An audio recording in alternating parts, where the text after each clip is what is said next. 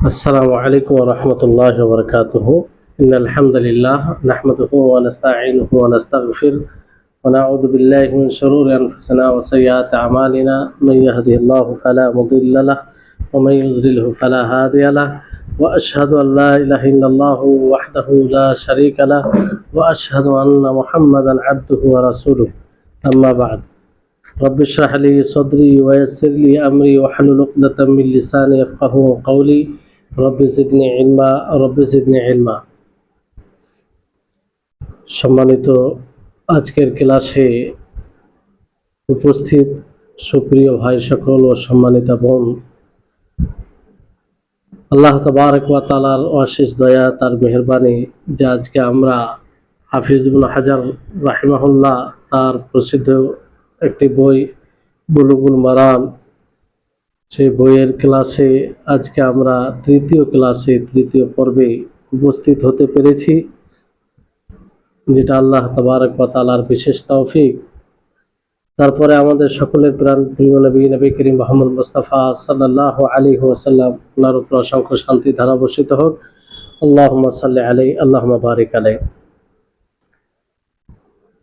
আমরা এই প্রথম হাদিসে, কিতাবুল জামের প্রথম হাদিসে রয়েছি। আর এই হাদিসের যেহেতু এই হাদিসটি আদব বিষয়ে নিয়ে আসা হয়েছে, আর আদবের ব্যাখ্যা করা হয়েছে, আদব কাকে বলে এবং আদব, আল্লাহর সাথে আদব বলতে কি, মানুষের সাথে আদব বলতে কি। তারপরে এই হাদিসে যে বলা হয়েছে যে একজন মুসলিম অন্য মুসলিমের উপরে 6টি হক রয়েছে, তার মধ্যে প্রথম যেটা হক বর্ণনা করা হয়েছে তার আলোচনা করা হয়েছে। আজকে দ্বিতীয় অংশ, সেটা হচ্ছে দ্বিতীয় হক, সেটা হচ্ছে যে ওয়াইদা দাআকা ফাআজিবহু, যে যখন তোমাকে দাওয়াত দিবে তখন সেটা গ্রহণ করবে। তো এই হাদিস থেকে স্পষ্ট হয় কিংবা যেটা বুঝতে পারি যে যখনই কোনো মুসলিম ভাই দাওয়াত দিবে তখন সেটা গ্রহণ করতে হবে। কিন্তু এটা কি, এই গ্রহণ করা এটা কি ওয়াজিব, জরুরি না সুন্নাহ? সুন্নাহ মানে এটাই যে গ্রহণ না করলে গুনাহ হবে না, আর গ্রহণ করলে নেকি হবে। আর ওয়াজিব যদি বলা যায় তাহলে এটা জরুরি হয়ে যাবে, আবশ্যিক, বাধ্য হয়ে যাবে। তো অধিকাংশ ওলামাদের নিকটে দাওয়াত গ্রহণ করা মুস্তাহাব। দাওয়াত গ্রহণ করা এটা কি মুস্তাহাব। মুস্তাহাব, কিন্তু অধিকাংশ ওলামাগণ এটাও বলেছেন যে অলিমার দাওয়াত ছাড়া, অলিমার দাওয়াত যদি কেউ দেয় তাহলে সেটা ওয়াজিব হবে। সেটা কি হবে? ওয়াজিব হবে। বাকি অন্য কিছুর দাওয়াত, অন্য কিছু খাওয়ার দাওয়াত যদি দেয় তাহলে সেই দাওয়াতকে গ্রহণ করা মুস্তাহাব হবে অধিকাংশ ওলামাদের নিকটে এটা। কিন্তু কিছু কিছু ওলামা এটাও বলেছেন যে না, সর্বক্ষেত্রে এটা ওয়াজিব। যদি সেই দাওয়াত সঠিক হয়, মানে দুইটি শর্তের সাথে এটা ওয়াজিব।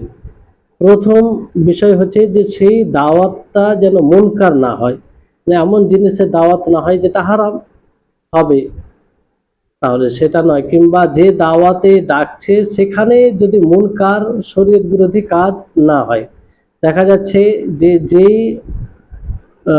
যেই এতে দাওয়াত দেওয়া হচ্ছে সেখানে গান বাজনা হচ্ছে কিংবা আরো কিছু হচ্ছে যেটা শরীয়ত বিরোধী, তাহলে সেই দাওয়াত গ্রহণ করাই যাবে না, সেটা ওয়াজিবও নয়, বরং আরো বিরত থাকতে হবে। দ্বিতীয় শর্ত হচ্ছে যে সেই দাওয়াতে যাতে কোনো প্রকারের ক্ষতি না থাকে, ক্ষতি না হয়। যদি ক্ষতি হয় তাহলে সেই দাওয়াত গ্রহণ করা জরুরি নয়। যেমন ধরুন যে রাত্রে দাওয়াত দিয়েছে, রাত্রে খাওয়ার দাওয়াত, দেখা গেল যে আপনি যদি সেই রাত্রে দাওয়াত অংশগ্রহণ করেন তাহলে অতিরিক্ত সময় সেখানে চলে যায়, রাত হয়ে যাবে, আর এর ফলে আপনার ফজরের নামাজ চলে যেতে পারে। তো এটা একটা ক্ষতি। তো এই জন্য আপনি সেখানে দাওয়াত কবুল করবেন এটা জরুরি নয়, তখন ওয়াজিব থাকে না। তো দাওয়াত, যে কোনো দাওয়াত যদি হয় সেটা ওয়াজিব হয় এই কারণে, কারণ সাহাবী থেকে এটা প্রমাণিত যে সমস্ত দাওয়াত তিনারা গ্রহণ করতেন। আব্দুল্লাহ ইবনে ওমর রাদিয়াল্লাহু তাআলা আনহুমা থেকে যেমন প্রমাণিত যে যখনই কোনো ভাই ওনাকে দাওয়াত দিতেন তো তিনি সেটা কবুল করতেন, সেটা ওয়ালিমার দাওয়াত হোক অথবা অন্য দাওয়াত হোক। নবী সাল্লাল্লাহু আলাইহি সাল্লাম অনুরূপভাবে বলেছেন যে আজিবু হাদিহি দাওয়া ইদা দুঈতুম লাহা, যে তোমরা সেই দাওয়াতকে গ্রহণ করো যখন তোমাদেরকে দাওয়াত দেওয়া হবে। আব্দুল্লাহ ইবনে ওমর রাদিয়াল্লাহু তাআলা আনহুমা তিনার আমলই ছিল যে প্রত্যেক দাওয়াতে তিনি যেতেন, যদি সেই দাওয়াতটি সঠিক হতো, সেই দাওয়াতে মুনকার কাজ না হতো, শরীয়ত বিরোধী কাজ না হতো, তো সেই দাওয়াতে তিনি অংশগ্রহণ করতেন। সহিহ মুসলিমে এটা রয়েছে। তো এই হচ্ছে বিষয়। আর যদি এই দাওয়াত ধরুন যে যেমনটা বলা হলো যে অনেক আলেম এটাও বলেছেন যে সবগুলো দাওয়াত কবুল করা জরুরি নয়। যেমন ইবনে উসাইমিন রাহিমাহুল্লাহ তিনি এটা স্পষ্ট করেছেন যে সবগুলো দাওয়াত জরুরি নয়। তার কারণ হচ্ছে, তার কিছু কারণ তিনি উল্লেখ করেছেন। যে প্রথম কারণ হলো যদি কেউ হারাম অলিমার দিকে ডাক দেয়। অলিমা বলতে কি, যে বিয়ের পরে যে ভোজ হয় সেটা অলিমার উদ্দেশ্যে হয়, সেটাকে অলিমা বলা হয়। তো এই অলিমাতে যদি কেউ দাওয়াত দেয় আর সেটা হারাম হয়, হারাম বলতে যে সেখানে হারাম কাজ হয়, গান বাজনা হচ্ছে কিংবা আরো কিছু অশ্লীলতা রয়েছে, তো যদি ওয়াজিব হয়ে যায় তাহলে তো হারাম কাজ করতে বাধ্য হবে, ফলে সেই দাওয়াতে তো যাওয়া যাবে না। এই জন্য সমস্ত দাওয়াত গ্রহণ করা এটা ওয়াজিব নয়, এটা বলা ঠিক হবে না। দ্বিতীয় কারণ হতে পারে যে যে দুটি শর্ত বলা হলো ওর মধ্যে চলে আসে যে দাওয়াতে মুনকার কাজ যদি হয় সেটাও গ্রহণ করা যাবে না। আপনাকে যেখানে দাওয়াত দেওয়া হচ্ছে আপনি জানেন যে সেখানে মুনকার আছে, সেখানে শরীয়ত বিরোধী কাজ হবে কিংবা হচ্ছে, তো আপনি সেখানে যেতে পারেন না। হ্যাঁ, একটা মানে সময়ে যেতে পারেন কিংবা এক সেই অবস্থায় যেতে পারেন যদি আপনি এই আশা করেন যে আপনি সেখানে গিয়ে তাদেরকে দাওয়াত দিয়ে সেই মুনকার কাজকে, সেই শরীয়ত বিরোধী কাজকে দূর করবেন, আপনি তাদেরকে দাওয়াত দিবেন আর সেটা আপনি করতে পারবেন, তাহলে অবশ্যই আপনার ওখানে যাওয়াটা তখন জরুরি হবে, যদি আপনার উপরে এতটা আস্থা থাকে যে আপনি এটা করতে পারবেন। আর যদি আপনি এটা না করতে পারেন, বলতে পারবেন না, যে কোনো কারণে হতে পারে, তাহলে সেখানে যাওয়া আপনার জন্য হারাম হয়ে যাবে, সেখানে আপনি যেতে পারেন না, কারণ সেখানে মুনকার, আর মুনকার যেখানে হয় শরীয়ত বিরোধী কাজ হয় সেখানে আপনার যাওয়া মানে এক প্রকার তাআউন করা। আর আল্লাহ তাবারক ওয়া তাআলা কি বলেছেন, তাআওয়ানু আলাল বিররি ওয়াত তাকওয়া ওয়া লা তাআওয়ানু আলাল ইসমি ওয়াল উদওয়ান, যে তোমরা সৎ কাজ ভালো কাজের উপরে এক অপরকে সহযোগিতা করো আর অন্য অসৎ কাজের উপরে সহযোগিতা করিও না। তো এখান থেকে এটা স্পষ্টভাবে বোঝা যায়। এবার বিষয়টি হচ্ছে যে যদি দাওয়াত এমনি দাওয়াত হয় তাহলে সেটা কবুল করবেন কি করবেন না। আর জুমহুর ওলামায়ে কেরাম, অধিকাংশ ওলামায়ে কেরাম, সিংহভাগ ওলামাগণ এটাই বলে যে সেটা মুস্তাহাব। মুস্তাহাব হওয়ার কারণ কি? মুস্তাহাব হওয়ার কারণ হচ্ছে এটা যে একটি হাদিসে রয়েছে, জাবির রাদিয়াল্লাহু তাআলা আনহু থেকে বর্ণিত, তিনি বলেন, ইযা দুইয়া আহাদুকুম ইলা তাআমিন ফালইয়াজিব ফাইন শাআ তাইমা ওয়া ইন শাআ তারাকা। মানে এটার মানে এটা নয় যে আপনি দাওয়াত গ্রহণ করবেন না। আসলে এই হাদিসের অর্থ কি, যে যখন তোমাদের মধ্যে কাউকে খাবারের জন্য দাওয়াত দেওয়া হবে তাহলে সেই দাওয়াতটা গ্রহণ করবে, সেই দাওয়াতটা গ্রহণ করবে। তো জুমহুরদের এটা দলিল নয়, যেটা পূর্বে বললাম ওটা মানে জুমহুরদের এটা দলিল নয়। জুমহুর এটাকে মানে মুস্তাহাবের উপরে নিয়েছেন আর কি, সিংহভাগ ওলামাগণ। কিন্তু এখানে আদেশ দেওয়া হয়েছে, কিন্তু দাওয়াত কবুল করার পরে যে আপনাকে খেতেই হবে এরকম বিষয় নয়। মানে আপনি ইচ্ছা করলে খেতে পারেন, ইচ্ছা করলে নাও খেতে পারেন।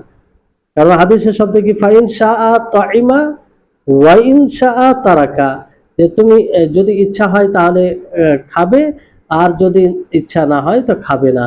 তো দাওয়াত গ্রহণ করা একটা জিনিস, আর দাওয়াতে খাওয়া একটা জিনিস, দুটো জিনিস রয়েছে।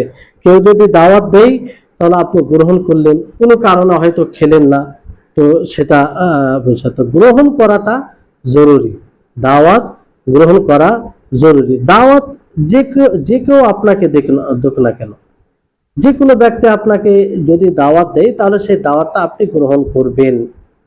আপনার গরিব লোক যদি আপনাকে দাওয়াত দেয় তাহলে আপনি সেটা সাদরে গ্রহণ করবেন।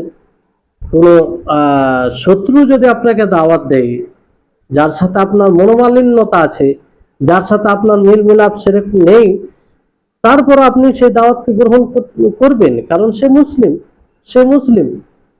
আল্লাহ নবী মুহাম্মদ সাল্লাল্লাহু আলাইহি ওয়াসাল্লাম আমভাবে বলেন, ওয়াইদা দাআকা ফাআজিবহু, যখন তোমাকে কোনো মুসলিম তোমাকে দাওয়াত দেবে তখন সেটা গ্রহণ করো। তাহলে সেই কোনো মুসলিমের সাথে যদি আপনার কোনো কোনো রকম মনোমালিন্যতা থাকে, তার সাথে মিলাপ না থাকে কোনো ব্যক্তিগত কারণে, আর সে যদি আপনাকে দাওয়াত দেয় তো আপনার উপরে জরুরি হবে সেই দাওয়াতে যাওয়া, যদি সেটা সঠিক দাওয়াত হয়।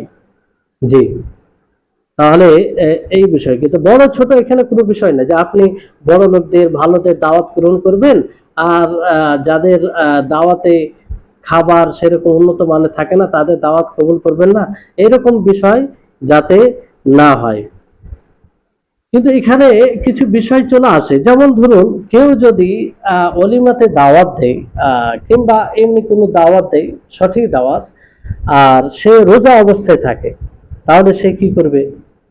রোজা অবস্থায় থাকে, ধরুন কাউকে দাওয়াত দেওয়া হলো আর সে রোজা অবস্থায় আছে, তাহলে এই রোজা অবস্থায় যদি এই কথা বলি তাহলে এটা দুই অবস্থা থেকে খালি হবে না, মানে দুটোর মধ্যে একটা হবে।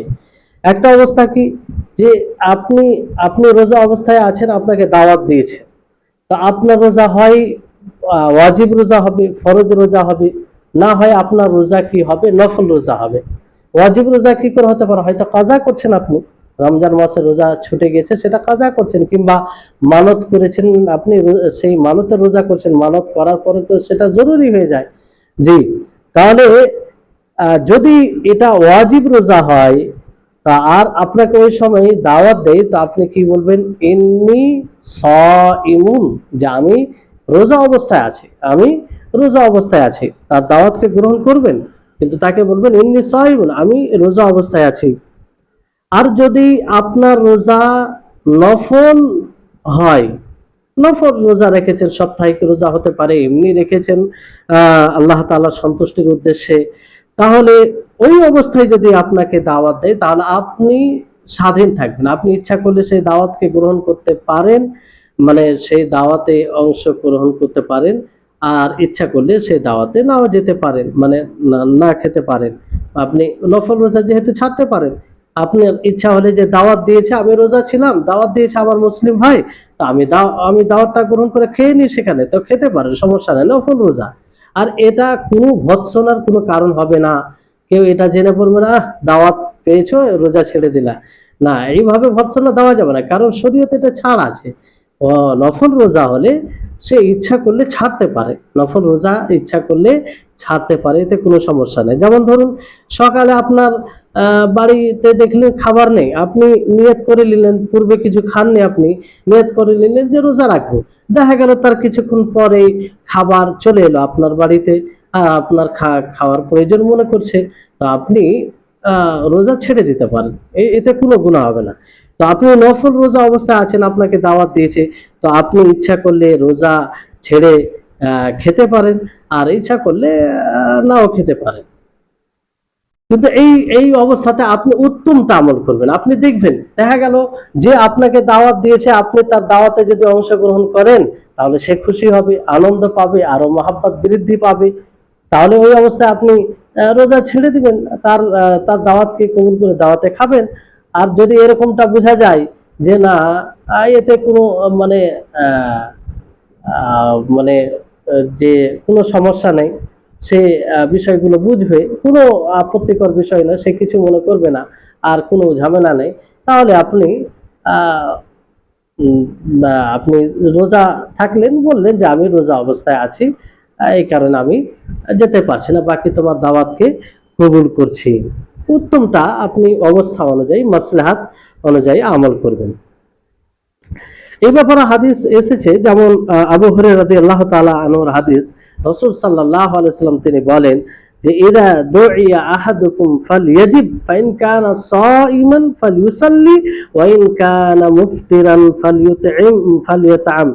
হ্যাঁ, যে যখন তোমাদেরকে দাওয়াত দেওয়া হবে, যদি রোজা অবস্থায় থাকো, তাহলে ফাল ইউসাল্লি, তাকে দোয়া দেবে। এখানে ফাল ইউসাল্লি মানে নামাজ পড়বে তা নয়, শাব্দিক অর্থ এখানে, যে তাকে দোয়া দেবে, যে দাওয়াত দিয়েছে তার জন্য দোয়া দেবে, যে আল্লাহ তোমাকে ভালো করো বা সুস্থ রাখুন, তোমাদের মালও সবকিছুতে বারাকা দান করুন, এইভাবে দোয়া দেবে।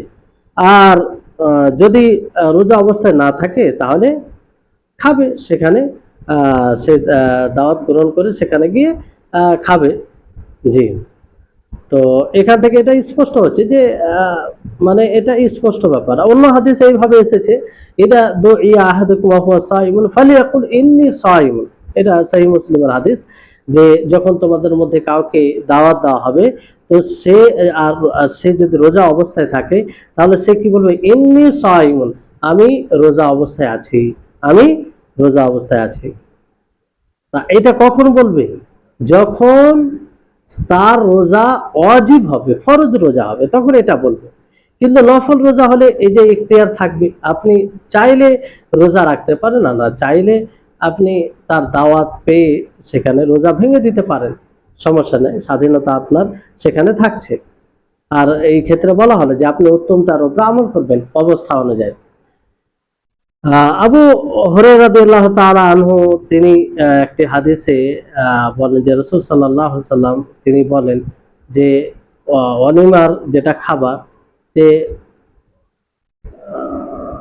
যাক ওই হাদিসটা আর বলছি না, যেহেতু মানে শেষে যে হাদিসটা তিনি ওই হাদিসে বলেছেন, আবু হুরায়রা রাদিয়াল্লাহু তাআলা আনহু তিনি বলেছেন যে ওয়ামাল্লাম ইয়াজিবিদ দাওয়া ফাকাদ আসাল্লাহ ওয়া রাসূলাহু, যে ব্যক্তি দাওয়াত কবুল করবে না, সে আল্লাহ এবং তার রাসূলের নাফরমানি করলো, আল্লাহ এবং তার রাসূলের নাফরমানি করলো।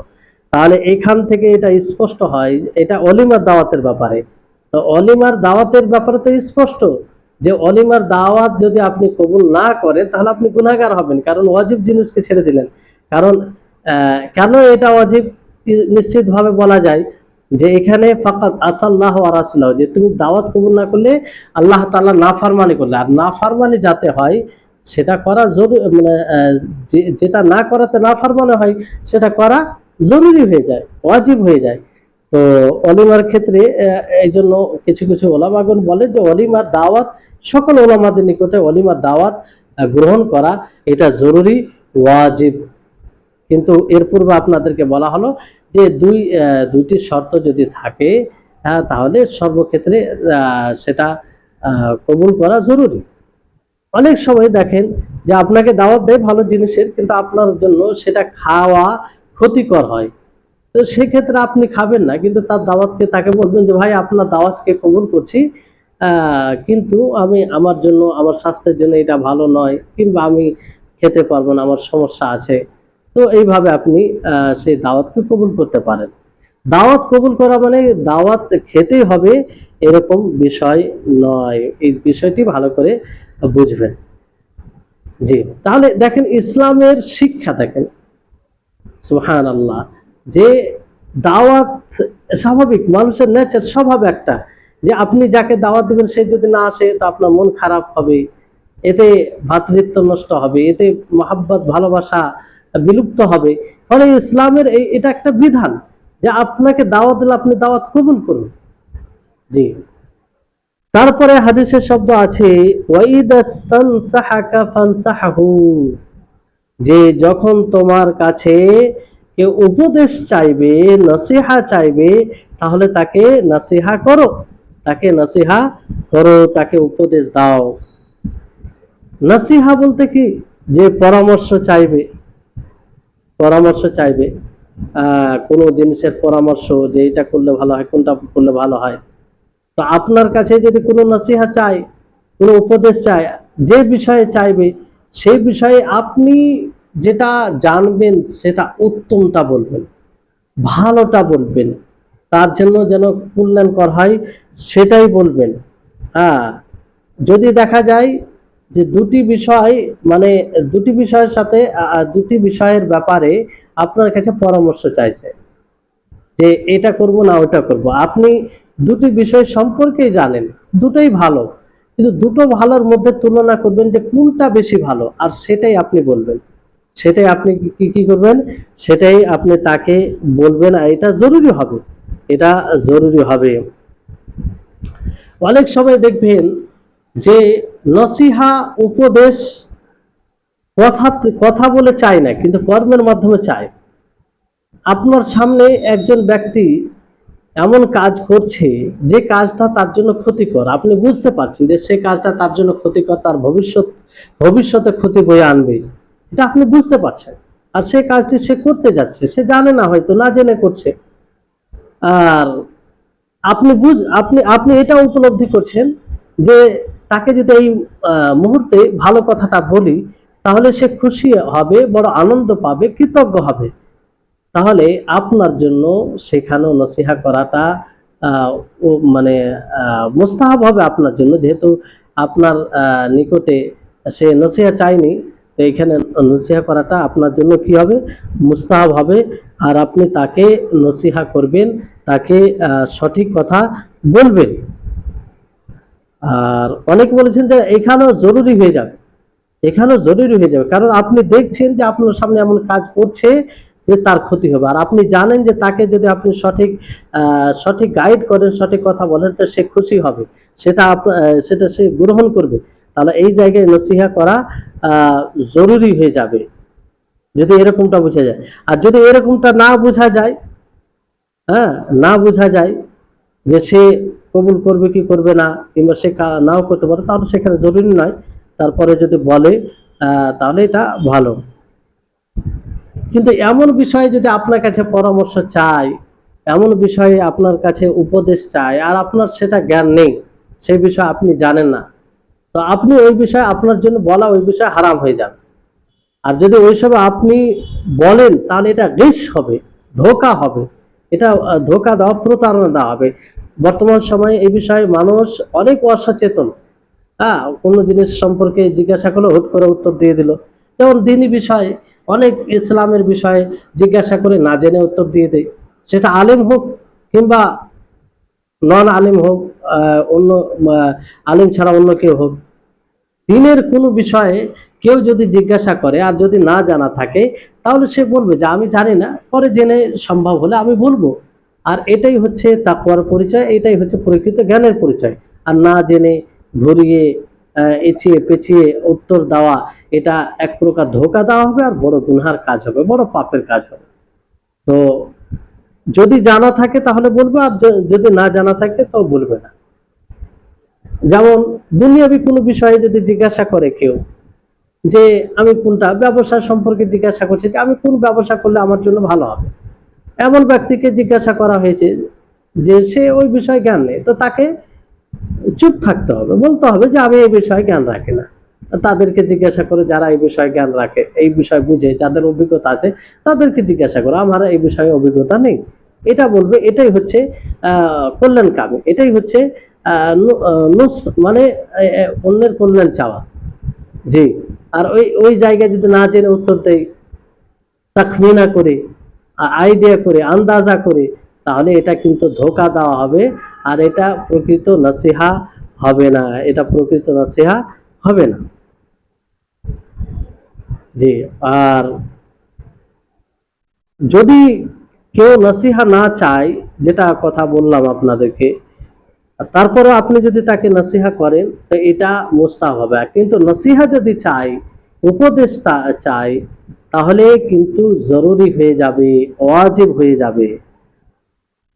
এই নসিহা করা, উপদেশ দেওয়া, অন্যের কল্যাণ চাওয়া, এটা কত গুরুত্বপূর্ণ আপনি সেই হাদিস থেকে একটু বুঝা সহজে বুঝতে পারেন।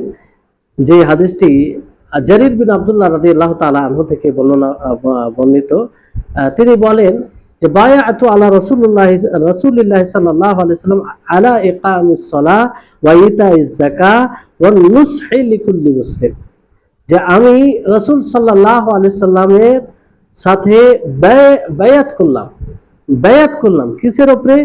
সালাত প্রতিষ্ঠিত করার উপরে এবং যাকাত দেওয়ার উপরে, আর প্রত্যেক মুসলিমের জন্য মানে নসিহার উপরে, যেন নসিহা করতে পারি, কল্যাণ চাইতে পারি, কল্যাণকামী হতে পারে। তাহলে এটা কত গুরুত্বপূর্ণ বিষয় যে বায়াতের সাথে এই কথাটি মানে উল্লেখ করা হয়েছে যে এর উপর আমরা বায়াত করতাম।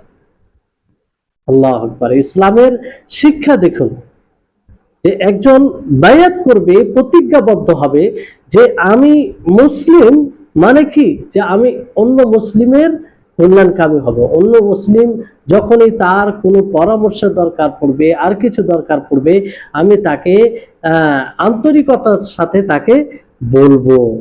জি।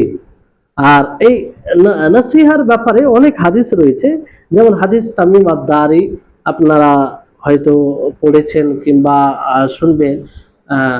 আল আরবাইন, হাদিসুল আরবাইন রয়েছে, সেই সেই এতে পূর্ণ হাদিসের ব্যাখ্যা রয়েছে। যদি সময় হয় তাহলে সেটা দেখতে পারেন।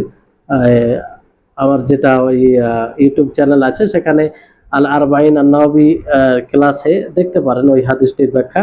খুবই গুরুত্বপূর্ণ, আর খুব উপকৃত হবেন যদি সেই হাদিসটির আপনি ব্যাখ্যা শুনে সেটা আমল করেন তাহলে। আর একরকম ভাবে পুরো দিন তার মধ্যে নিহিত রয়েছে সেই হাদিসের মধ্যে। সেই হাদিসে কি বলা হয়েছে যে দিন পুরোপুরি নসিহার নাম, কল্যাণ কামিতার নামই হচ্ছে দিন। তো সাহাবায়ে কেরাম জিজ্ঞাসা করলেন যে কার জন্য নসিহা, কার জন্য এই কল্যাণ কামিতা? তো আল্লাহ নবী মুহাম্মদ সাল্লাল্লাহু আলাইহি ওয়াসাল্লাম কি বলেন? লিল্লাহি ওয়া লিকিতাবিহি ওয়া লিরাসূলিহি ওয়া লিআইম্মাতিল মুসলিমিন ওয়া আম্মাতিহি, যে আল্লাহর জন্য, তার কিতাবের জন্য, তার রাসূলের জন্য, আর মুসলিম শাসকের জন্য, ওলামাদের জন্য, ইমাম আলেমদের জন্য, আর সাধারণ মানুষের জন্য, সকলেই ছিল এর মধ্যে। তাহলে এই হচ্ছে আপনার নসিহা করা, নসিহা উপদেশ দেওয়া। আর আপনি সবসময় যাকে নসিহা করবেন, আপনার নসিহা দ্বারা যেন কারো ক্ষতি না হয়। তাহলে এটা থেকে চিন্তা করুন, যারা ইচ্ছাকৃতভাবে কাউকে মিসগাইড করে, সঠিক গাইড করে না, তাহলে তারা কত বড় গুনার কাজ করে। একজন মুসলিম অন্য মুসলিমের উপরে যে ওয়াজিব ছিল সেটাকে সে লঙ্ঘন করে, সেটাকে সে উপেক্ষা করে। হ্যাঁ, তো এটা একটা বিষয়। তো এই হচ্ছে ওয়াইদাস্তানসাহাকা ফানসাহু, আশা করি এটা বুঝে গেছেন। তারপরে হাদিসের শব্দ আছে যে ওয়াইদা আতাসা ফাহামিদাল্লাহ ফাশাম্মিতহু, যে যখন ছিঁকবে অতঃপর আল্লাহ তাআলার প্রশংসা করবে, তো ফাশাম্মিতহু, তো তার তোমরা শাম্মিতহু ইয়ারহামুকাল্লাহ বলবে। তো যখনই কেউ ছিঁকবে, যখন আলহামদুলিল্লাহ বলবে, তখন ইয়ারহামুকাল্লাহ বলবে। তার মানে এখান থেকে এটা কি বোঝা যাচ্ছে যে যদি কেউ ছেঁকার পরে আলহামদুলিল্লাহ না বলে, তাহলে আপনি ইয়ারহামুকাল্লাহ বলবেন না। জি, তাসমিত এর অর্থ হচ্ছে যে তাসমিতের অর্থ কি, যে আপনি দোয়া করবেন, তার জন্য দোয়া করবেন যে ছিঁকবে। আমভাবে তাসমিত বলা হয় যে আল্লাহ তাআলাকে স্মরণ করা, প্রত্যেক জিনিসের উপর আল্লাহ তাআলাকে স্মরণ করা, এটাকে তাসমিদ বলা হয়। কিন্তু এখানে তাসমিদ কি, যে তার জন্য রহমতের দোয়া করবেন, আল্লাহ তাআলা ইয়ারহামুকাল্লাহ, আল্লাহ তাআলা আপনার উপরে রহমত বর্ষণ করুন, এইভাবে দোয়া করা, তো এটাকে তাসমিদ বলা হয়। জি, তো এখানে দেখুন এই তাসমিদ ছিকা, মানে আতাস যেটা ছিকা, উতাস যেটা ছিকা, ছিকা বলি আমরা, হাত জি হাঁচি আসা, তো এটাকে, এটা আল্লাহ তাবারক ওয়া তাআলার একটি বিশেষ নেয়ামত। হাঁচি আসা এটা আল্লাহ তাবারক ওয়া তাআলার বিশেষ নেয়ামত। ফলে নবী করিম মুহাম্মদ সাল্লাল্লাহু আলাইহি ওয়াসাল্লাম কি বলেন, যে যখন কেউ শিখবে আর আল্লাহ তাআলার প্রশংসা করবে, তখন তোমরা কি বলবে, যে ইয়ারহামুকাল্লাহ বলবে। আলহামদুলিল্লাহ সে কেন বলবে, কারণ এটি একটা নেয়ামত, এর অনেক উপকারিতা রয়েছে। সায়েন্টিফিক এর দৃষ্টিতে যারা মানে এই ব্যাপারে পর্যালোচনা করেছে, তারা তাদের আছে এই বিষয়টি আরো স্পষ্ট। অন্য হাদিসে রাসূল সাল্লাল্লাহু আলাইহি সাল্লাম কি বলেন, যে ইন্নাল্লাহা ইউহিব্বুল উতাস ওয়া ইয়াকরাহুত তাতাউব, যে নিশ্চয় আল্লাহ তাবারক ওয়া তাআলা হাঁচিকে পছন্দ করেন, হ্যাঁ, আর হামলাওয়া কিংবা কি বলে আমরা হামলাওয়া ও তাসাউ বলা হয়, জামাই লাওয়া, সেটাকে বাংলাতে আমরা কি বলতে পারি? জি, হাই হাই নেওয়া, মানে এটাকে অপছন্দ করেন। কিন্তু এই হাই নেওয়া অপছন্দ করা, এটা কোন, এই জন্য ওলামাগণ বলেছেন যে হাই নেওয়া তাসাউফ এটা দুই প্রকারের। একটা হচ্ছে যে মানে মানুষ ক্লান্ত হয়ে যায়, কঠোর পরিশ্রম করে, ফলে এটা আসে, তো এটা মানুষের স্বভাব, এটা এটা নিন্দনীয় নয়, এটা নিন্দনীয় নয়। আর একটা হচ্ছে তাসাউফ শয়তানের মানে পক্ষ থেকে, এটা, আর এখানে এটাই উদ্দেশ্য, যে রাসূল সাল্লাল্লাহু আলাইহি সাল্লাম বলেছেন যে ওয়াকরাহুত তাসাউ, তিনি হাই লাওয়াকে অপছন্দ করেন, তো যেটা শয়তানের পক্ষ থেকে সেটাকে অপছন্দ করেন। বাকি যেটা মানুষের স্বভাব কিংবা ক্লান্ত হয়ে যেটা আসে, সেটার কথা নয় এখানে। তো যদি এটা মানে হাই এটা আসে শয়তানের পক্ষ থেকে যেটা, তাহলে মানুষ সাধ্য অনুযায়ী সেটাকে কন্ট্রোল করবে, সেটাকে নিজের নিয়ন্ত্রণে করবে। যদি কন্ট্রোল করবে কেন, কারণ হাদিসে এটা প্রমাণিত যে যখন হাই নেই তখন শয়তান কি করে, হাসে, শয়তান হাসে, হাদিসে এটা প্রমাণিত।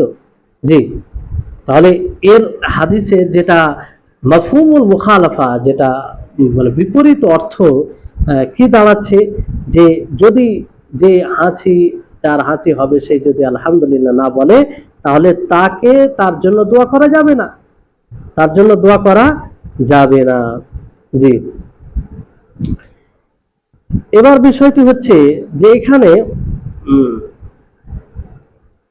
যদি কেউ বারবার ছেকে, বারবার হাঁচি আসে, তাহলে তাকে কি বলবে, তাকে বলবে ইয়ারহামুকাল্লাহ বলার সাথে চতুর্থবারে কি বলবে, আন্নাকা মাজকুম, তোমাকে সর্দি লেগে গেছে, তোমাকে জুকাম হয়ে গেছে, সর্দি লেগে গেছে। তো এটা আসলে হাদিসে এটা আছে, হাদিসে এটা আছে যে যদি কেউ দুইবার তিনবার কিংবা তিনবারে বেশি ছেকে, তাহলে তাকে, তো আল্লাহ নবী যে এই কথা বলেছেন যে ইয়ারহামুকাল্লাহ বলার পরে বলবে যে তোমাকে মানে চতুর্থবার বলবে যে তোমাকে সর্দি লেগে গেছে, এটা বলতে হবে তা নয়। মানে এটা থেকে উদ্দেশ্য, নবী করিম মুহাম্মদ সাল্লাল্লাহু আলাইহি সাল্লামের উদ্দেশ্যটা হচ্ছে এটা, যে চতুর্থবারে আর ইয়ারহামুকাল্লাহ বলবে না, মানে প্রথম দ্বিতীয় তৃতীয়তে বলবে, চতুর্থবারে বলবে না। মানে চতুর্থবারে যে এই কথা বলতে হবে তা নয়, যে তোমাকে সর্দি লেগে গেছে, তোমাকে সর্দি লেগে গেছে কিংবা ঠান্ডা লেগে গেছে, এইভাবে এই কথা বলতে হবে, এটা উদ্দেশ্য নয় নবী করিম মুহাম্মদ সাল্লাল্লাহু আলাইহি ওয়াসাল্লাম। নবী করিম মুহাম্মদ সাল্লাল্লাহু আলাইহি ওয়াসাল্লামের উদ্দেশ্য হচ্ছে এখানে এটা, যে আর চতুর্থবারে ইয়ারহামুকাল্লাহ বলতে হবে না। কারণ আহ, হ্যাঁ, তো এটা একটা বিষয়।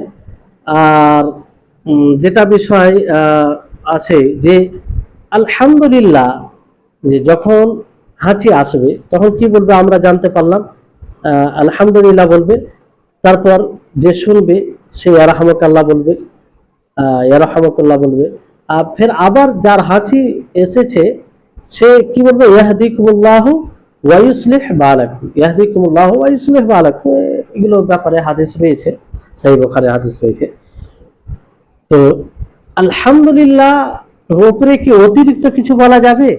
যেমন হাঁচি এলো, আমার হাঁচি এলো, তো আমি কি আলহামদুলিল্লাহর উপরে আরো কিছু বৃদ্ধি করতে পারি? জি, বৃদ্ধি করা যায়। কি বৃদ্ধি করা যায়? আলহামদুলিল্লাহ আলা কুল্লি হাল, এটা বলা জায়েজ, বৈধ। ওলামাগণ বলেছেন যে এটা বৈধ। কেউ যদি বলে হাঁচি আসার পরে আলহামদুলিল্লাহ আলা কুল্লি হাল, তাহলে এটা বলা যেতে পারে। তবে আলহামদুলিল্লাহর উপরে যথেষ্ট করে কোনো সমস্যা নেই, আলহামদুলিল্লাহ আলা কুল্লি হাল এটা বলতে পারে। কারণ হাদিসে কি আছে, এটি হাদিস আছে, সেটা আবু দাউদে রয়েছে, আর হাদিসটি বিশুদ্ধ সহিহ হাদিস। নবী সাল্লাল্লাহু আলাইহি সাল্লাম বলেন, ইদা আতিসা আহাদুকুম ফালিয়াকুল আলহামদুলিল্লাহ আলা কুল্লি হাল, যে যখন তোমাদের মধ্যে কেউ কারো হাঁচি আসবে তখন সে কি বলবে? সে বলবে আলহামদুলিল্লাহ আলা কুল্লি হাল। তাহলে এখান থেকে কি বোঝা যাচ্ছে যে আলহামদুলিল্লাহ আলা আলা কুল্লি হাল এটা বলা যায়, এর সঠিক হাদিস। কিন্তু কত কেউ বলে আলহামদুলিল্লাহ রব্বিল আলামিন, হাঁচি আসার পরে কি বলে আলহামদুলিল্লাহ রব্বিল আলামিন, রব্বিল আলামিন এটা অতিরিক্ত করে। তো এটা কি জায়েজ? এটা কি করা যাবে? এই ব্যাপারে হাদিস আছে, কিন্তু সেই হাদিসের উপরে কালাম আছে। কেউ হাসান বলেছেন, কিন্তু প্রায় ওলামা এটাকে প্রাধান্য দিয়েছেন যে ওই এই হাদিসগুলো সঠিক নয়, যে যে হাদিসে আলহামদুলিল্লাহ রব্বিল আলামিন, রব্বুল আলামিন অতিরিক্ত আছে। এই জন্য সঠিক কি, যে আলহামদুলিল্লাহ এটা একদম নিশ্চিতভাবে একদম সঠিক।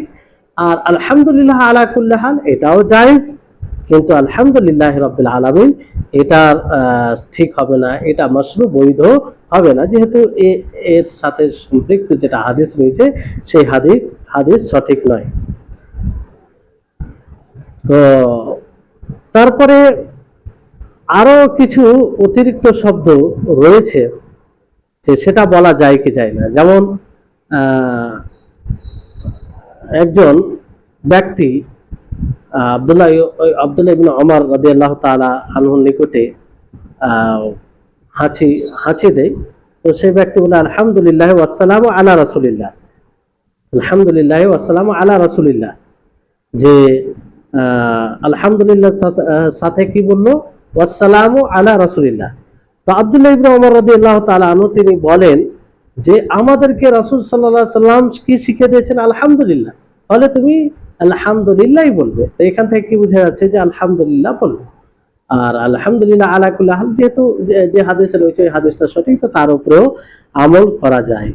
তো এটা আলহামদুলিল্লাহ ব্যাপারে এই কথাগুলো বললাম। এবার আসুন যে আতিস যে হাঁচি দিবে তার জন্য কি ইয়াহদিকুমুল্লাহু ওয়া ইউসলিহ বালাকুম এর সাথে আরো কিছু কি দোয়া দিতে পারে? তার জন্য কি এরকম কোনো বৈধ কোনো বিষয় আছে যে অন্য কিছু দোয়া এর সাথে দিবে? কখনো কখনো সে এর সাথে অতিরিক্ত দোয়া দিতে পারে, কারণ এটা হাদিস দ্বারা প্রমাণ। মুয়াত্তা মালিকে রয়েছে, ইমাম মালিক রাহিমাহুল্লাহ নাফি থেকে বর্ণনা করছেন, নাফি আব্দুল্লাহ ইবনে ওমর রাদিয়াল্লাহু তাআলা আনহুমা থেকে বর্ণনা করছেন। আর এটা সব থেকে মজবুত সানাত মনে করা হয়, সূত্র মনে করা হয়। তিনি বলেন যে ইদা আতিসা রাদিয়াল্লাহু আনহা, যে আনহুমা, যে আব্দুল্লাহ ইবনে ওমর রাদিয়াল্লাহু তাআলা আনহু যখন ছিঁকতেন, হাঁচি দিতেন, তো বলা হতো ইয়ারহামুকাল্লাহ, ইয়ারহামুকাল্লাহ। তো তিনি কি বলতেন? ইয়ারহামুনাল্লাহু ওয়া ইয়্যাকুম ওয়া ইয়াগফিরু লানা ওয়া লাকুম। তিনি এর সাথে এটা কি বলতেন? ইয়ারহামুনাল্লাহু, যে আল্লাহ তাআলা আমাদের উপরে রহম করুন এবং তোমাদের উপরে রহম করুন, আর আমাদেরকে ও তোমাদেরকে সকলকে ক্ষমা করুন। এটা অতিরিক্ত বলতেন, এটা সহিহ হাদিস।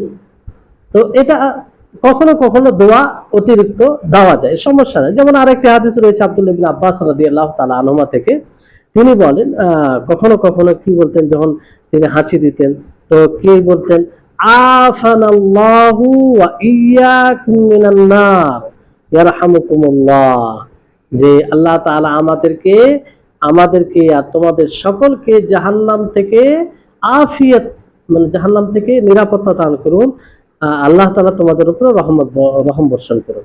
তাহলে এখান থেকে কি বোঝা যাচ্ছে যে কখনো কখনো আপনি অবস্থা অনুযায়ী অতিরিক্ত দোয়া দিতে পারেন, যেহেতু এটা সাহাবী থেকে প্রমাণিত। যে হাদিসটা বললাম আব্দুল্লাহ ইবনে আব্বাস, এই হাদিসটা আপনার আদাবুল মুফরাদে রয়েছে, আর হাদিস সহিহ হাদিস। তাহলে এই হচ্ছে বিষয়। এবার যে বিষয়টি আপনাদেরকে প্রথমে বলা হয়েছিল, আবার আমি একটু পুনরায় বলছি যে তাসমিত, যে মানে এর একটা সীমা আছে, যেটা পূর্বে বলা হলো যে আপনি প্রথমবার বলবেন, দ্বিতীয়বার বলবেন, তৃতীয়বার, চতুর্থবার নয়, যেটা প্রথমে বলা হলো। এই ব্যাপারে হাদিস রয়েছে কি, আন্না নবী সাল্লাল্লাহু আলাইহি সাল্লাম আতাসা, যাই হোক, নবী সাল্লাল্লাহু আলাইহি সাল্লামের সামনে কোনো ব্যক্তি হাঁচি দেয়, তো তিনি তাকে বলেন ইয়ারহামুকাল্লাহ, ইয়ারহামুকাল্লাহ, আলহামদুলিল্লাহ বলেছে, তারপরে আল্লাহ নবী বলেছে ইয়ারহামুকাল্লাহ। ফের আবার দ্বিতীয়বার হাঁচি দেয়, তো রাসূল সাল্লাল্লাহু আলাইহি ওয়াসাল্লাম কি বললেন যে আর রাজুলু মাযকুম, আর রাজুলু মাযকুম, মানে এই ব্যক্তিকে সর্দি লেগে গেছে কিংবা ঠান্ডা লেগে গেছে। এটা সহিহ মুসলিমে রয়েছে। তো এটা কখন? তিনবারের পরে। তো এই কথাটা আর রাজুলু মাযকুম, যে ওই ব্যক্তিকে সর্দি লেগে গেছে, ঠান্ডা লেগে গেছে, এইটা বলতে হবে, এই শব্দটা, এটা উদ্দেশ্য নয়, বরং কি উদ্দেশ্য, যে চতুর্থবারে ইয়ারহামুকাল্লাহ বলবে না, কারণ তাকে সর্দি লেগেছে বারবার, সে তার হাঁচি আসছে, চতুর্থবারে বলবে না। তো নবী সাল্লাল্লাহু আলাইহি সাল্লাম এই মানে এটা বলার উদ্দেশ্য হচ্ছে এটাই, যে চতুর্থবারে আর বলবে না।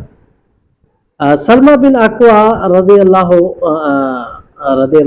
থেকে বর্ণিত, নবী সাল্লাল্লাহু আলাইহি সাল্লাম বলেন যে সেই হাদিসে কি, ইউসাম ইউসাম ইউসাম্মিতুল আতিসু সালাসান ফামা জাদা ফাহুয়া মাযকুম, যে হাঁচি যে দিবে তার তিনবার, যে হাঁচি দিবে তিনবারের অধিক যদি দেয়, তাহলে সে মাযকুম, মানে তাকে ঠান্ডা সর্দি লেগে গেছে। তাহলে তিনবারের অধিক দিলে এক কথায়, আর আলহামদুলিল্লাহ মানে ইয়ারহামুকাল্লাহ বলতে হবে না, দোয়া আর দিতে হবে না।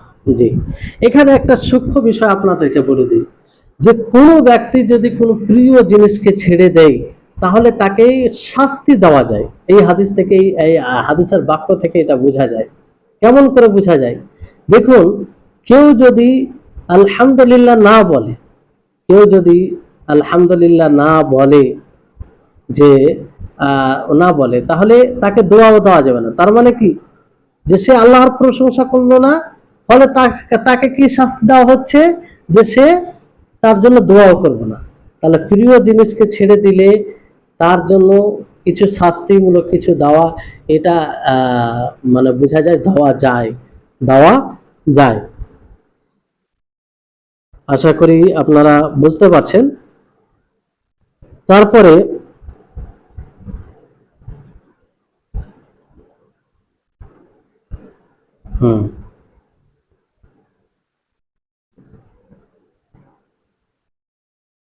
এবার ধরুন, কেউ যদি ধরেন হাঁচি দিল, কিন্তু আল্লাহর প্রশংসা করলো না, তো পাশে যে আছে তার কি উচিত হবে তাকে স্মরণ করিয়ে দেওয়া? তাকে স্মরণ করিয়ে দেওয়া, এটা কি উচিত হবে? জি হ্যাঁ, তাকে যদি, এমনটাও হতে পারে সে জানে না, সে বুঝে না, তার এই জ্ঞান নেই, এই জন্য তাকে আপনি শিখিয়ে দিবেন। যদি এরকমটা আপনি মনে করেন যে সে না জানার কারণে এটা করছে, মানে তার জ্ঞান নেই যে হাঁচি দিতে হলে আলহামদুলিল্লাহ বলতে হয়, তো সে এটা জানে না, ফলে সে বলেনি, তাহলে ওই অবস্থাতে আপনি তাকে শিখিয়ে দিবেন। তাহলে শিখিয়ে দেওয়ার পরে যখন আলহামদুলিল্লাহ বলবে, তখন আপনি ইয়ারহামুকাল্লাহ বলবেন। তাহলে এখানে আপনি দুইটি আজরি নেকি পাবেন। একটা আজর কি, একটা নেকি হচ্ছে যে আপনি তাকে শিখিয়ে দিলেন, আর একটা নেকি হচ্ছে যে আপনি যে রাহমাতুল্লাহ তার জন্য দোয়া করলেন। আর এগুলো দেখেন কত চমৎকার আমল। আপনি মানে চিন্তা করেন যে আপনি ইয়ারহামুকাল্লাহ বললে আপনিও তো দোয়া পাচ্ছেন, আপনি দোয়া পাচ্ছেন যে সে কি বলবে ইয়াহদিকুমুল্লাহু ওয়া ইউসলিহু বালাকুম, আর সাথে সাথে অন্য কিছু সে দোয়াও দিতে পারে, যেটা আপনারা শুনলেন, ইয়াহদিকুমুল্লাহু ওয়া ইউসলিহু বালাকুম। কিন্তু এমন ব্যক্তি যদি থাকে, সে জানে, তার জ্ঞান আছে, অথচ সে বলে না, তাহলে আপনি তাকে শিক্ষাও দিবেন না, তাকে আর বলবেন না। তার শাস্তি এটা, তার শাস্তি এটা, যে সে বঞ্চিত হলো, দোয়া থেকে বঞ্চিত হলো। জি। কিন্তু ভুলের কারণে যদি এরকম হয় তো স্মরণ করিয়ে দেওয়া যায়, কিন্তু জেনে বুঝে যদি কেউ না পড়ে তাহলে তাকে ছেড়ে দেবেন। তো এই হচ্ছে আমরা এবার এই হাদিসের তারপরে যেটা বাক্য, ওয়াইদা মারিজা ফাউদহু, ওয়াইদা মারিজা ফাউদহু, যে যখন কোনো মুসলিম ব্যক্তি অসুস্থ হবে, কেউ অসুস্থ হবে, তখন কি করবে? তার ইয়াদত করবে। ইয়াদত কাকে বলা হয়? ইয়াদত বলা হয় যে কোনো অসুস্থ ব্যক্তি দর্শন করা, তাকে গিয়ে কিছু সান্ত্বনামূলক কথা বলা। এটা এক মুসলিম আর এক মুসলিমের হক, অধিকার। যখনই কোনো কেউ অসুস্থ হয়ে পড়বে তার ইয়াদত করতে হবে। তো এই ইয়াদত করা, এটা কি জরুরি? এটা কি ওয়াজিব না মুস্তাহাব? বেশিরভাগ উলামাগণ বলেছেন যে এটা সুন্নাহ। সুন্নাহ। আর সঠিক কি, যে এটা কিফাই, ওয়াজিব কিফাই বলতে কেউ যদি তার ইবাদত করে নেয় তাহলে আর কারো গুনাহ হবে না, মানে যথেষ্ট হয়ে যাবে। আর যদি কেউ না করে তো গুনাহগার হবে, গুনাহগার হবে। আর এটাকে ছাড়া উচিত নয়। এই ইবাদত এটা মানে অনেক গুরুত্ব বহনকারী আমলের মধ্যে একটি আমল, যার অনেক উপকারিতা রয়েছে, অনেক উপকারিতা রয়েছে। যে আপনি চিন্তা করুন যে কতটা উপকারিতা রয়েছে। নবী করিম মুহাম্মদ সাল্লাল্লাহু আলাইহি সাল্লাম তিনি কি বলেছেন? যা অসুস্থ ব্যক্তির ইয়াদত যে করে তার ব্যাপারে কি বলেছেন? আইদুল মারিদি ফি মাখরাফাতিল জান্নাহ হাত্তা ইয়ারজিয়া, যে যে ব্যক্তি মানে অসুস্থ ব্যক্তির দর্শনকারী, ইয়াদতকারী, সে জান্নাতে থাকে এমনকি সে ফিরে আসে, যতক্ষণ পর্যন্ত সে নিয়ত করে বের হয়। যখন থেকে সে নিয়ত করে বের হয় যে আমি অমুক অসুস্থ ব্যক্তির ইয়াদত করব, দর্শন করব, তখন থেকে নিয়ে বাড়িতে ফিরে আসা পর্যন্ত সে কোথায় থাকে? জান্নাতে। কোথায় থাকে? জান্নাতে। তাহলে চিন্তা করুন যে এটা কত বড়। তারপরে এই ব্যাপারে আরো হাদিস রয়েছে। নবী সাল্লাল্লাহু আলাইহি সাল্লাম কি বলেন? মান আদা মারিদান লাম ইয়াজাল ফি খুরফাতিল জান্নাহ, কিলা ইয়া রাসূলুল্লাহ ওয়া মা খুরফাতুল জান্নাহ, ক্বালা লা জানাহা। এইভাবে শব্দ আছে যে যে ব্যক্তি অসুস্থ ব্যক্তির ইয়াদত করলো, সে জান্নাতে থাকবে, সে জান্নাতেই থাকে। তো জান্নাতে খুরফা শব্দ বলা হয়েছে। তো এই খুরফা কি, রাসূল সাল্লাল্লাহু আলাইহি ওয়াসাল্লামকে জিজ্ঞাসা করা হয়, তো তিনি বলেন যে খুরফা হলো যে খুরফা দ্বারা সে বাঁচবে, কিংবা সে জান্নাতে সে আরো গভীরভাবে চলে যাবে, এরকম বিষয় সেই হাদিসে বলা হয়েছে। এই ব্যাপারে আরো হাদিস রয়েছে। রাসূল সাল্লাল্লাহু আলাইহি ওয়াসাল্লাম কি বলেন? ইন্নাল্লাহা আযজা ওয়া জাল্লা ইয়াকুলু ইয়াওমাল কিয়ামা ইয়া ইবনা আদম, যে আল্লাহ তাআলা বলবেন হাসরের দিনে, কিয়ামতের দিনে, যে হে আদম সন্তান, মারিজতু ফালাম তাউদনি, যে আমি অসুস্থ হয়েছিলাম, তোমরা আমার ইবাদত করোনি। তো বলা হবে, এ মেরে রব, আমি কি করে আপনার ইবাদত করব? আপনি তো রব্বুল আলামিন, আপনি তো আল্লাহ, আপনি তো সমস্ত জাহানের রব, প্রতিপালক। তখন আল্লাহ তাআলা বলবে, তুমি কি জানো না আমার অমুক বান্দা অসুস্থ ছিল, তো তুমি তার ইবাদত করনি? যদি তুমি তার ইবাদত করতে, তাহলে আমার ইবাদত করা হতো। তাহলে কত গুরুত্বপূর্ণ, কত ফজিলতপূর্ণ আমল। আর এটা হৃদয়কে আকৃষ্টকারী আমল। আপনি যার ইবাদত করবেন, আল্লাহ বলছে আপনি তার হৃদয়ে জায়গা নিয়ে নেবেন। এই ইবাদত বড় আকর্ষণীয় আমল। এই ইহাদত অনেক প্রভাবশালী আমল। তো এই ইহাদত আমাদেরকে করা উচিত, যেটা আমাদের সমাজে আস্তে আস্তে বিলুপ্ত হয়ে যাচ্ছে, আস্তে আস্তে বিলুপ্ত হয়ে যাচ্ছে। অন্য হাদিসে এইভাবে এসেছে, আলী রাদিয়াল্লাহু তাআলা আনহু তিনি বলেন, আমি রাসূল সাল্লাল্লাহু আলাইহি ওয়াসাল্লামকে বলতে শুনেছি যে মুসলিম, কোন মুসলিমের সকাল সন্ধ্যা, যদি সকালে ইবাদত করতে যায় তো তার জন্য সন্ধ্যা পর্যন্ত 70,000 ফেরেশতা দোয়া করে। সুবহানাল্লাহ, 70,000 ফেরেশতা দোয়া করেন সন্ধ্যা পর্যন্ত। আর যখন কোনো ব্যক্তি সন্ধ্যায় কোনো মুসলিম অসুস্থ ব্যক্তির ইবাদত করতে যায়, তার জন্য 70,000 ফেরেশতা সকাল পর্যন্ত দোয়া করে আর সেই জান্নাতে থাকে। তাহলে চিন্তা করুন কত এটা ফজিলতপূর্ণ আমল, কি এর গুরুত্ব। তাহলে আমাদের সকলকে এই আমলে এগিয়ে আসা উচিত, এই আমলে আগ্রহী হওয়া উচিত। অবশ্যই এই সুযোগকে হাতছাড়া করা উচিত নয়। আপনি বেশি সময় না দিলে অল্প কম সময় দেন, তার কাছে যান, দেখা করেন, সান্ত্বনামূলক কথা বলেন, তাহলে এই যে এত বড় ফজিলতের এটা কাজ, যে 70,000 ফেরেশতা আপনার জন্য দোয়া করবে। তো যখন আপনি কি ধরনের অসুস্থ ব্যক্তির ইবাদত করবেন, যে এমন অসুস্থ হয়েছে যে সে বাড়ি থেকে বের হতে পারছে না, বিছানায় পড়ে গেছে, তাদের ইবাদত করবেন। কিন্তু দেখা গেল হালকা অসুখ, মাথায় ব্যথা, পেটে ব্যথা, আর সে মানুষের মাঝে ঘুরছে ফিরছে, ওই রকম সমস্যা নেই, তো তাদের ইবাদত করা মানে জরুরি নয়, তাদের ইবাদত করা জরুরি নয়।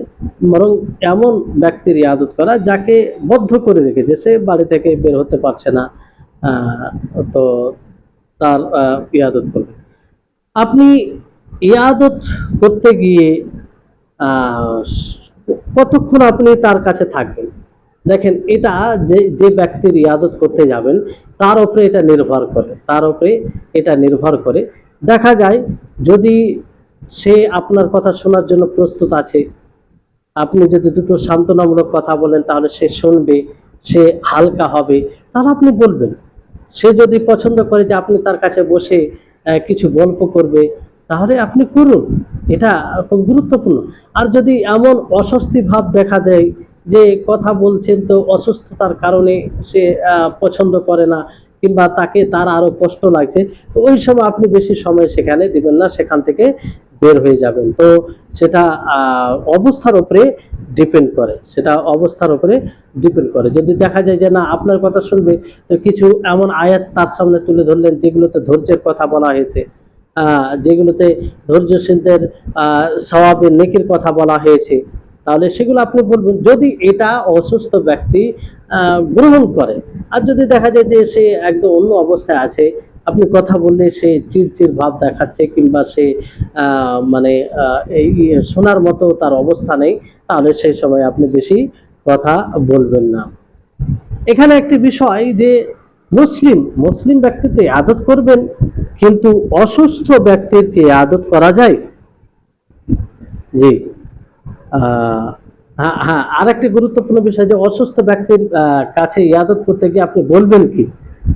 তো কিছু দোয়া আছে, যেমন আয়েশা রাদিয়াল্লাহু তাআলা আনহা থেকে বর্ণিত, রাসূল সাল্লাল্লাহু আলাইহি সাল্লাম তিনি বলেন যে রাসূল সাল্লাল্লাহু আলাইহি সাল্লাম যখন অসুস্থ ব্যক্তির নিকটে আসতেন, তো তিনি এটা দোয়া পাঠ করতেন, আযহিবিল বাস রাব্বিন নাস ওয়াশফি আনতা শাফি লা শিফাআ ইল্লা শিফাউকা লা ইউগাদিরু ইল্লা শিফাউকা শিফা লা ইউগাদিরু সাকামা। হ্যাঁ, আযহিবিল বাস রাব্বিন নাস। তো এই দোয়াটি আপনি পাঠ করতে পারেন, খুব সুন্দর দোয়া। এর মানে কি, যে আল্লাহ তুমি অসুবিধাকে দূর করো, তুমি মানুষের রব, তুমি আরোগ্য দান করো, তুমি আরোগ্য দানকারী, তুমি ছাড়া কেউ আরোগ্য দিতে পারে না।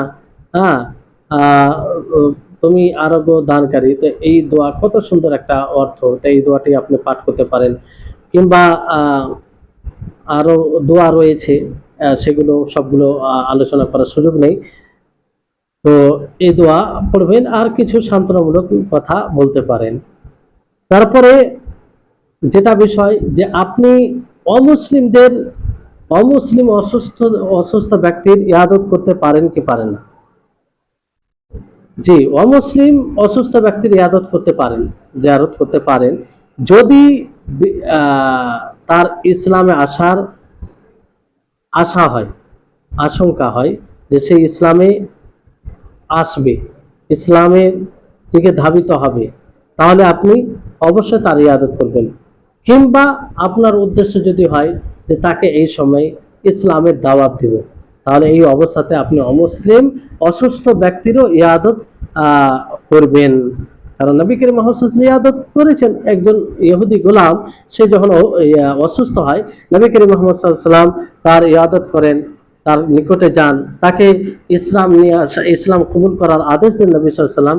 তো সেই গোলাম তার পিতার দিকে তাকায়, তো তার পিতা নবী সাল্লাল্লাহু আলাইহি ওয়াসাল্লাম দিকে ইশারা করেন, ফলে সে ইসলাম গ্রহণ করে।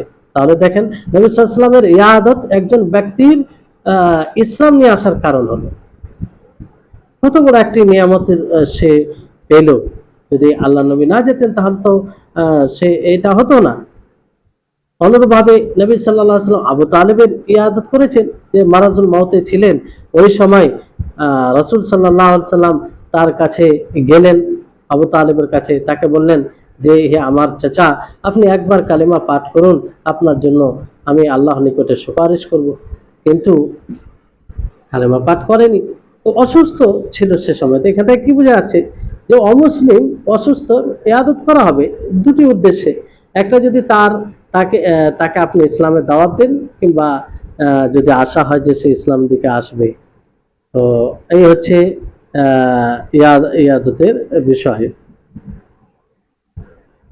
মাসলাহাত থাকবে। আর অমুসলিম যদি আপনার আত্মীয়র মধ্যে পড়ে, যেমন ধরেন অনেক সময় হয় যে কোনো অমুসলিম থেকে একজন ইসলাম গ্রহণ করে, তো তার ভাই বোন সকলে অমুসলিম হয়ে থাকে, তাদের মধ্যে যদি কেউ অসুস্থ থাকে, তাহলে সে নিশ্চিন্তে তাদের ইবাদত করবে, আত্মীয়তাকে সামনে রেখে। সে ইসলাম নিয়ে আসার আশা হোক আর না হোক, আত্মীয়তাকে সামনে রেখে, কারণ সেটার হক রয়েছে একটা, এই জন্য তার ইবাদত করবে, এই জন্য তার ইবাদত করবে। তারপরে বিষয় হচ্ছে আরো একটি বিষয় রয়েছে, যাক এটা থেকে গেল, ইনশাআল্লাহ ফের আগামী ক্লাস হবে, ক্লাস অনেক লম্বা হয়ে যাচ্ছে।